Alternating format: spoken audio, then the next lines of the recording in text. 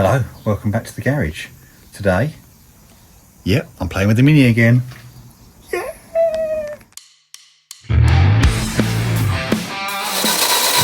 Oh dear.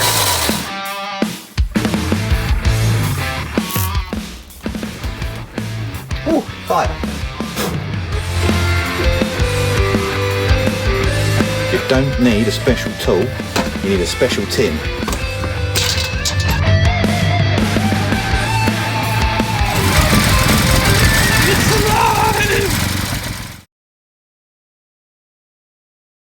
Okay, so the plan today is to do some work on the top part of the inner wings. I'm just going to show you what I've been getting up to. Okay, so what I've been trying to do is form the top piece of this inner wing panel. I've got my mounting point here for my front end, and then I wanted this part to be in place here.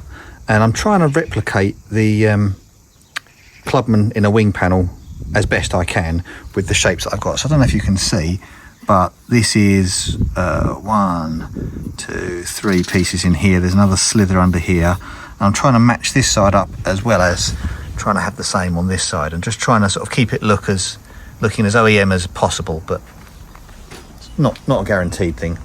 So I've just started just welding up these bits here, joining these bits up, and just doing a seam weld around all of these so they are then part of the car. And then I think I might take a brief look at the actual inner wings and how they're going to work, and where I'm going to do joins and what's going to be removable and what's not, because even I'm not sure just yet. But I mean,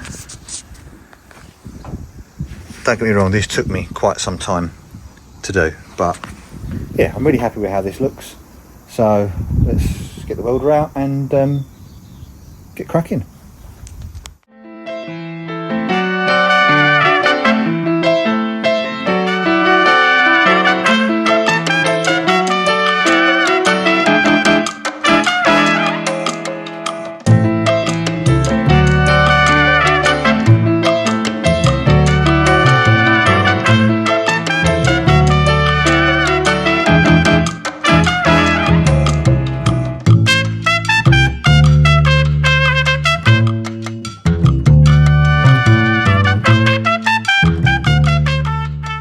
Okay, I'm going to hold fire there for a second because my compressor's decided to throw the overheating switch.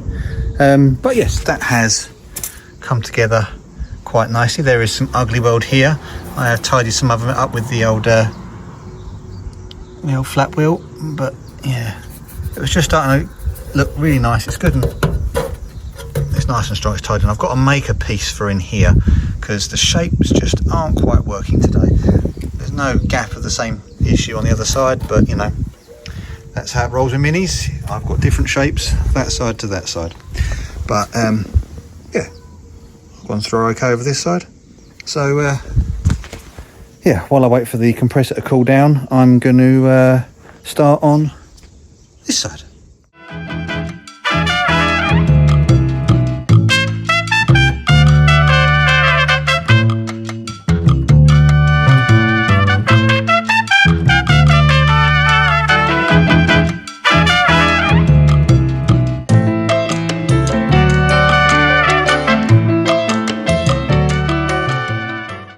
Yet again, tooling has stopped play. I've run out of welding wire. I've got some more out the back there, so I'll change it over in a second. But let's have a look at this. Now, I know I get some rap for pigeon poo welding and all that jazz, but you know what? I ain't a welder by trade.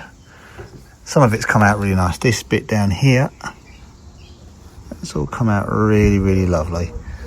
It's all the way through onto the side, burning through okay, so it's strong enough. It's just annoying that I've run out of wire, but you know, that's what it is. Right, let's change that wire over and then I can crack on back at it. Hopefully the compressor will have cooled down by then and maybe I can clean both of them up. We shall see.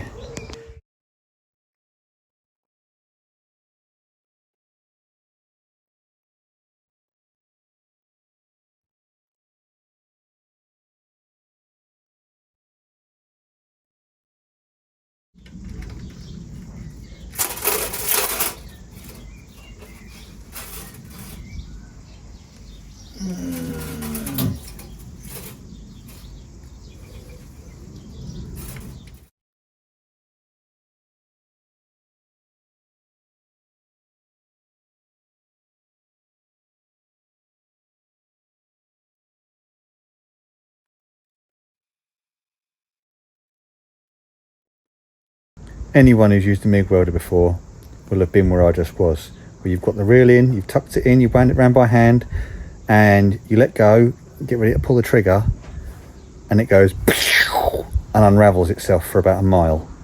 It's not fun. I hope you enjoyed the laugh. Let's get on with welding.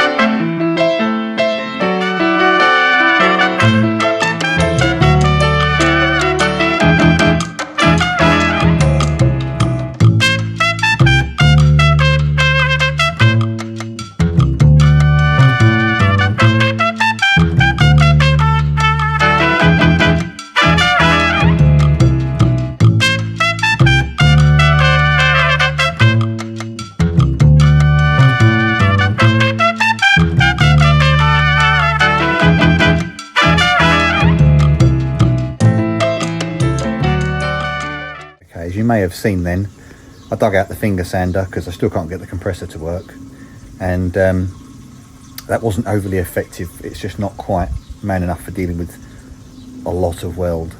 So and that's what I ended up with, because the welder overheated after the compressor had overheated and there was lots of splatter. Anyway, broke out the big guns. I was trying to be considerate with the noise, but broke out the big guns, got the flat wheel on the angle grinder, and I've tidied it all up, and it actually looks a lot better now. Really pleased with this.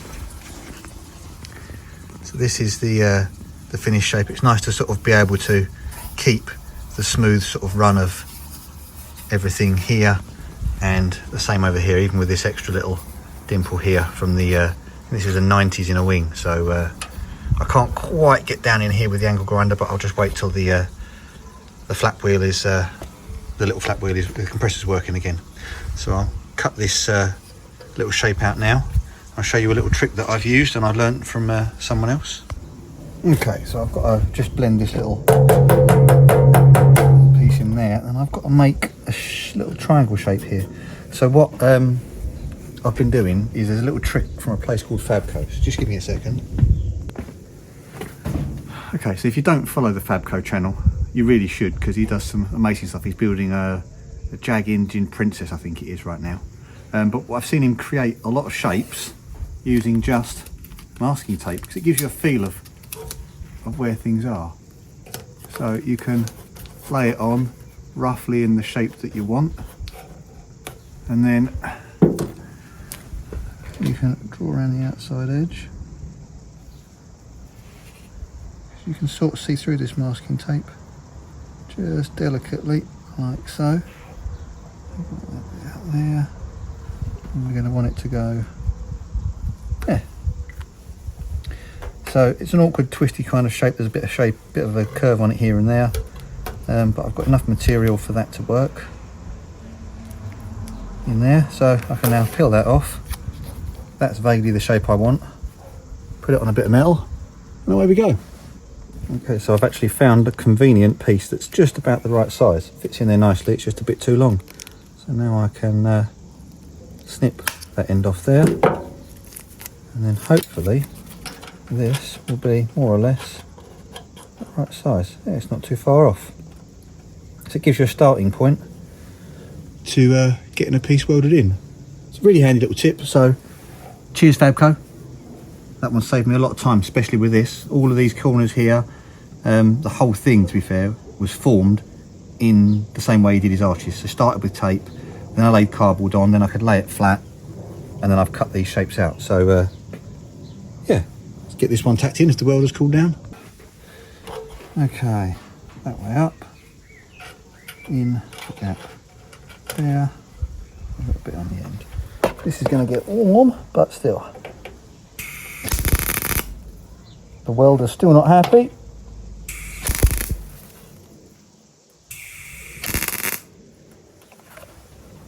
That's going to have to do. Right, let's get that in and then away we go.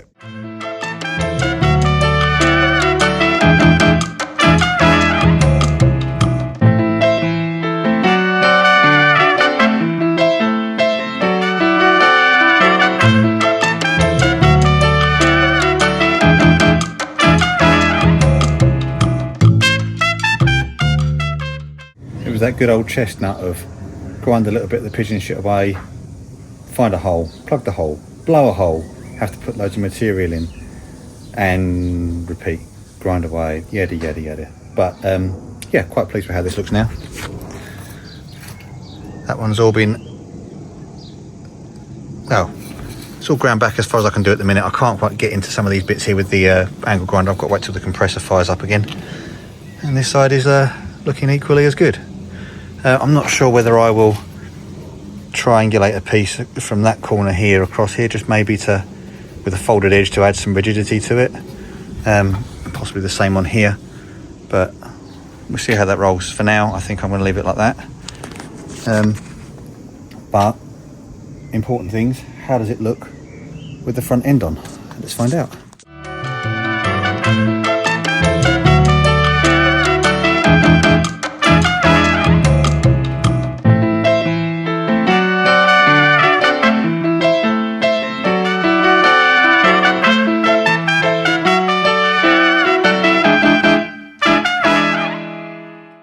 Okay, here's the money shot. Look at that. Actually looks like it's part of a Clubman panel. So yeah, I know I've still got a little bit of grinding to do down here and a fair bit more to do around here, but I'll get to that in a bit. And I've also got a tiny little pinhole to weld up. But as for how that looks as a Clubman panel, unless you've watched this video, then you know I made it. It should follow the shapes of the Clubman form. That was the goal. So I'm going to leave this one here. I've gone on long enough. In the next video, I'm hopefully going to make up the front part of the Clubman inner wings, and I've already got an idea of how this is going to go. Badly. So yeah, we'll see how that rolls. For now, thanks for watching, and I'll catch you on the next one.